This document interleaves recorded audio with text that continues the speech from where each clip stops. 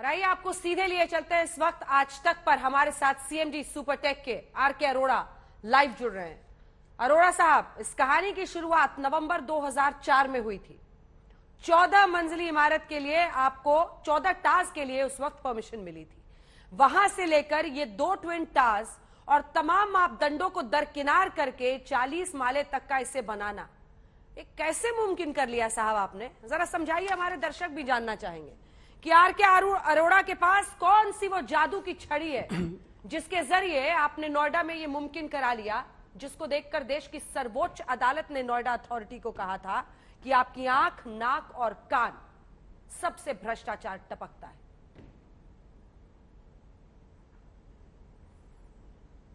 देखिए, मैं इसमें सबसे पहले आपको क्लियर करना चाहता हूं कि ये लैंड हमको नोएडा अथॉरिटी द्वारा 2005 में दी गई थी और इसके ऊपर ग्रुप हाउसिंग डेवलपमेंट का प्लान था। इस पूरे प्लान को हमने 2 पार्ट में डिवाइड किया था, एक 15 टावर और एक 2 टावर। मतलब 15 टावर हम लोगों ने 2009 में बना दिए और लोगों को हैंडओवर कर दिए। वो पूरी तरह से अप्रूवल कराए गए और उनको डिलीवरी किया गया। तो नोएडा अथॉरिटी के रूल के मुताबिक या पॉलिसी के मुताबिक या उनके बायलॉज के मुताबिक वो हमने बिल्डिंग तैयार कर लोगों को दे दिया। बाकी 2 टावर, जिसको हम ट्विन टावर की बात कर रहे हैं, ट्विन टावर का निर्माण हम लोगों ने 2009 में शुरू किया था विद द अप्रूवल। और उस अप्रूवल के बाद हमने एक रिवीजन कराया उसमें, क्योंकि गवर्नमेंट ऑफ यूपी ने 2009 में एक पॉलिसी आई कि अगर आप एक्स्ट्रा एफआईआर लेना चाहते हो तो आपको एक्स्ट्रा पैसा देना पड़ेगा। और this policy was for everybody, सभी के लिए थी। सभी लोगों ने उसमें बिल्डिंग प्लान पास कराए और चूंकि आज भी वो पॉलिसी एग्जिस्ट करती है। तो पहले क्या होता था कि पहले 1.5 एफआईआर मिलता था, उसके बाद आज 2.75 की बजाय 3.5 एफआईआर मिल रहा है। मतलब आप समझिए कि 2.5 गुना एफआईआर आज की तारीख में मिल रहा है। मोटी मोटी बातें तो आपने समझा दी मिस्टर अरोड़ा, मैं समझ गई। वो तो आपने कल भी ज्ञान दिया था कि अप्रूवल के साथ, प्लान अप्रूवल के साथ ही मैं ये सब कुछ कर रहा था।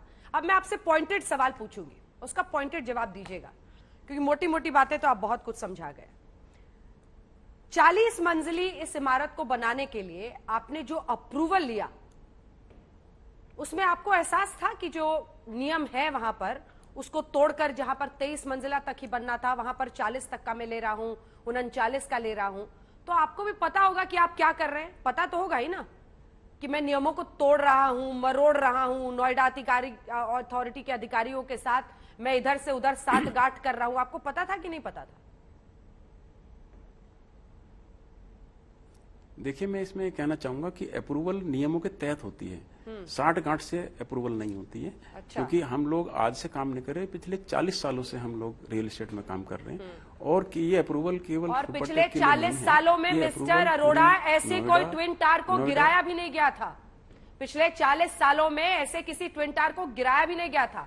तो अपना ये अनुभव मुझे मत समझाइए, मेरे सवाल का जवाब दीजिए, क्योंकि ये टिप्पणी मेरी नहीं है, देश के सर्वोच्च अदालत की है कि नोएडा अथॉरिटी के आंख, नाक, कान से भ्रष्टाचार टपकता है। ये जस्टिस चंद्रचूड़ का कमेंट है कि आपने सिर्फ मदद नहीं की है सुपरटेक की नोएडा अथॉरिटी, आपकी उनके साथ साठ-गांठ है। अब मैं आपसे फिर से पूछ रही हूं, आखिर आपके 2 टावर्स, 1 सेकेंड सर, T1 और T17 के बीच में 9 मीटर्स की जगह कैसे थी, जबकि 18 मीटर दूरी होनी जरूरी है? ये कैसे हुआ था?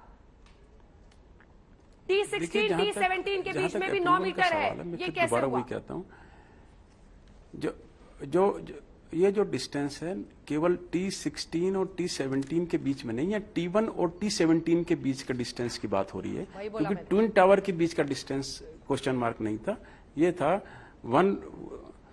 ये क्वेश्चन मार्क था टावर 1 और टावर 17 के बीच का।